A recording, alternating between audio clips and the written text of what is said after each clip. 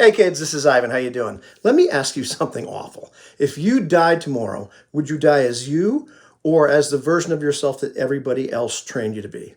Okay, let's make this far less dramatic.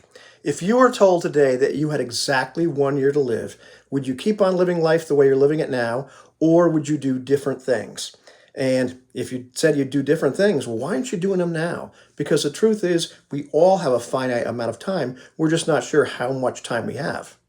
I think I know the reason why a lot of you aren't doing what you want to right now. And that's because from the time we're children, we get programmed. Some of it's really useful information, like don't run out into the street, don't hit the other kids, don't be a jerk. But along with all of that, we get buried under this mountain of shoulds. We get told what to think, who to love, who to hate, what we should want, what we should do, how we should dress, how we should behave. The list is endless. And it comes from our peers, it comes from our parents, it comes from teachers, it comes from society, it comes from the media. And not all of it is malicious, but what happens over time is the real you, the real me, when we get just boxed in.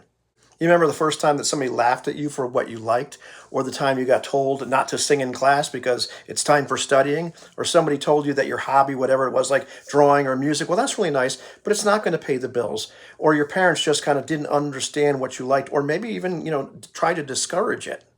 And even though there were certain movies or hobbies or books or clothes or music that you liked, you started getting the message from the media and from everywhere. Well, if you want to fit in, you have to wear this and listen to this. And if you're like me, you started to learn how to play it safe because you didn't want to be the odd person out. It felt uncomfortable. Slowly, surely, and imperceptibly, you start to conform. You start to change how you act, even how you think. And it's so slow that a lot of times you don't even notice that it's happening. But if you're like me, there's something inside you that kind of refuses to die quietly, and you've got that nagging voice in the back of your head. This isn't right. Something is wrong. And it sounds melodramatic, but I swear it's real. You get to this point where life starts to feel artificial, and you realize you're doing things that you don't really care about or don't want to do for people that you don't know or don't care about, or maybe to impress people that you don't even like in order to serve a purpose that maybe you don't care about at all or is actively misaligned with your values. And you start to ask yourself, what the hell am I doing? Who is the real me? Where did I go? The talking heads were right. This is not my beautiful car. This is not my beautiful wife. But seriously, you start to realize that all this programming doesn't make you a good human. It just makes you a good employee, a good little cog in society. And I don't want to be that person. Do you? I would much rather be myself and live authentically. And that doesn't mean chaos. I mean, there should be some rules like don't lie, don't cheat, don't steal, don't hurt other people. After a lot, it's common sense things like that. It's fair game as long as you're not hurting anybody. But look around. Most of us live as though the real rules are things like fit in, do what everybody else wants, be agreeable, work hard, keep other people comfortable, follow the program, don't stand out. But seriously, think about it. Why the hell should that be our life's mission? Why should we live our life according to those rules? Who the hell said those are the rules in the first place? And this is going to ruffle some feathers, but if you've been nodding along with me for the past few minutes, but you haven't actually changed anything in the past year, do you really agree? And trust me, I get it. It's scary. It can be really, really difficult and uncomfortable to change and to start to stand out and start to live the way you want to instead of the way other people think you ought to live. I get it. I'm not picking on you. I just want to poke at you a little bit and give you like a little push. Are you really, really going to put your money where your mouth is? Do you really believe that you ought to live as your authentic self to the point where you're willing to make changes even if it gets other people upset or uncomfortable? Even if it makes you a little uncomfortable at first. And yeah, on this channel, I've been talking a lot lately about escaping the 9 to 5 in order to get to the point where you can live authentically, but that's just it. Quitting your job is not the goal. Having money, that's not the goal. The goal is to be able to live authentically. So I'm not saying you ought to quit your job right away unless you're ready to do that, in which case, congratulations. But there are some things that you can do right now. How about this? Tonight, write down at least 3 things that you've wanted to do, but you've put off because you felt like it would be silly or you'd be a little scared to do them or just felt like irresponsible. Pick one of them and do it.